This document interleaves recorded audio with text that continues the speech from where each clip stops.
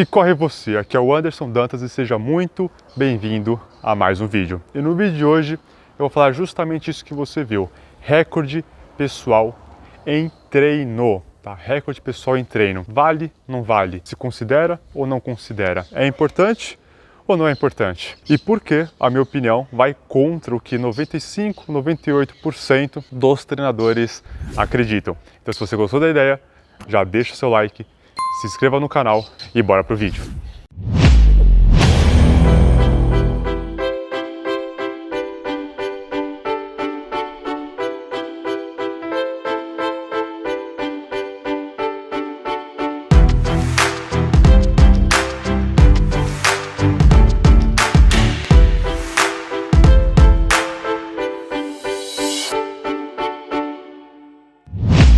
Então vamos lá, primeiramente deixa eu explicar um pouquinho do que significa recorde pessoal. Recorde pessoal nada mais é do que um tempo, uma distância ou uma altura em que determinado atleta é capaz de desempenhar. Então vamos supor, se ele é um atleta de ciclismo, o quão rápido, o quão longe ele consegue ir em determinado tempo. Se ele é um atleta que salta, o quão longe ele consegue saltar. Daí ele vai pegando essas marcas e toda vez que ele ultrapassa um limite que ele já fez, isso é considerado um recorde pessoal. E para nós corredores não é diferente. Existem diversas modalidades no atletismo e cada um desses atletas que correm essas modalidades tem o seu recorde pessoal. E aqui nós precisamos diferenciar duas coisas: o atleta profissional do atleta amador. Por que preciso separar um do outro?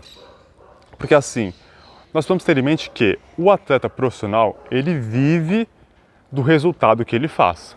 Isso é fato. Se ele é um bom atleta, ele vive bem. Se ele é um atleta mediano ou ruim, ele vive mal. Então, ou seja, ele vive dos seus resultados. E eu tenho propriedade para falar porque eu já fui atleta profissional da seleção brasileira, então eu tenho autoridade para falar que, poxa, essa é a vida do atleta. Ele treina, ele vive para melhorar, ele vive para alcançar resultados. E aí, esses resultados são realizados o quê? Em competições, obviamente, porque assim, é a competição que vai ditar se ele foi campeão ou não, se ele foi primeiro, se ele foi segundo, se ele foi terceiro, se ele foi oitavo. Somente a competição vai dizer se ele está classificado para ir para uma prova específica, se ele fez o índice para ir para uma das provas que ele pretendia ir. Por exemplo, para você ir para uma Olimpíada, requer o quê? Um índice exigido e você obtém esse índice que muitas vezes é o recorde pessoal do atleta. Então ele precisa ultrapassar o seu recorde pessoal para conseguir esse índice em prova. Esse índice só vale em prova, não vale em treino. Tanto é que quando um atleta está, por exemplo, em um campeonato mundial ou pan-americano, sul-americano, lá se encontra PR, Record, Personal Record, e SR, Season Record.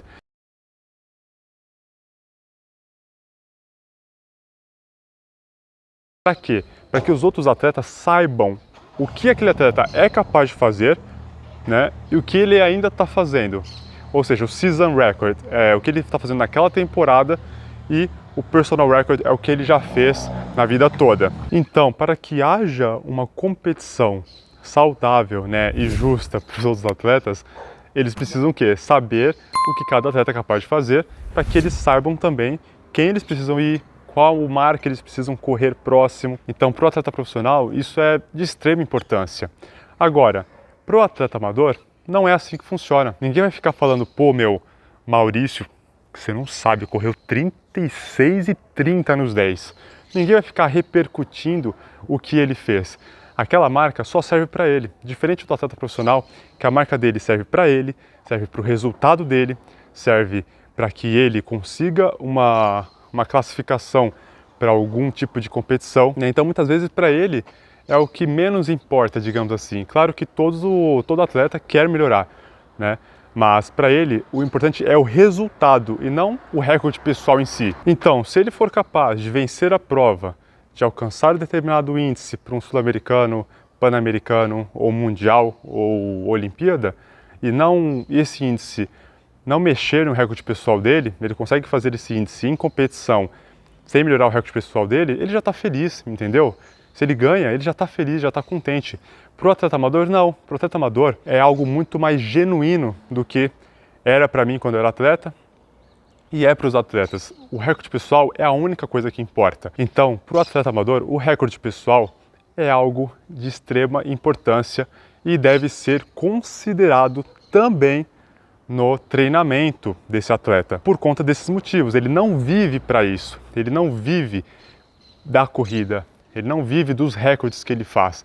Aquele recorde é exclusivamente dele. Inclusive, muitos atletas nem correm provas, né? Então esse atleta que não corre prova nunca vai ter um recorde pessoal, né? Segundo o que muitos e muitos treinadores pregam, né? Eu não acho isso certo, tá? A minha opinião é que sim, vale o recorde pessoal. Claro, você tem a sua opinião e tá tudo bem. Eu sempre tenho um pensamento muito abrangente e eu entendo, respeito a sua opinião. Mas recorde pessoal em treino para o atleta amador vale sim.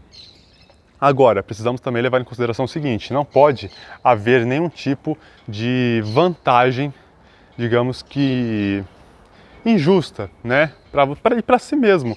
Por exemplo, você não pode chegar e fazer uma corrida somente descendo, né? Isso não é legal. Nesse caso, você estaria enganando a si mesmo, entendeu? Porque o recorde é só seu.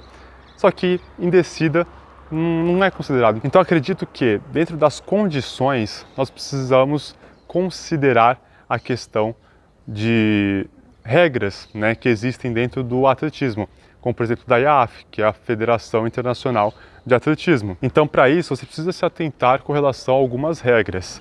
Agora também a questão do percurso, você pode levar em consideração, poxa, mas o GPS ele não é tão preciso, né? Então será que vai valer mesmo? E é o seguinte, a maioria das provas também não são.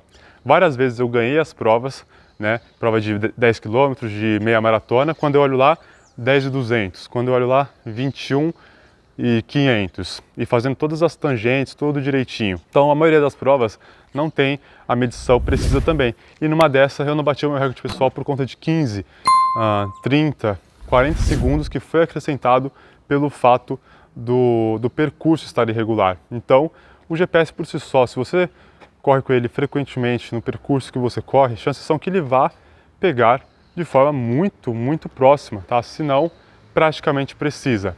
Óbvio que 100% preciso ele de fato não vai ser, tá? Mas é o que temos de ferramentas para aquilo ali.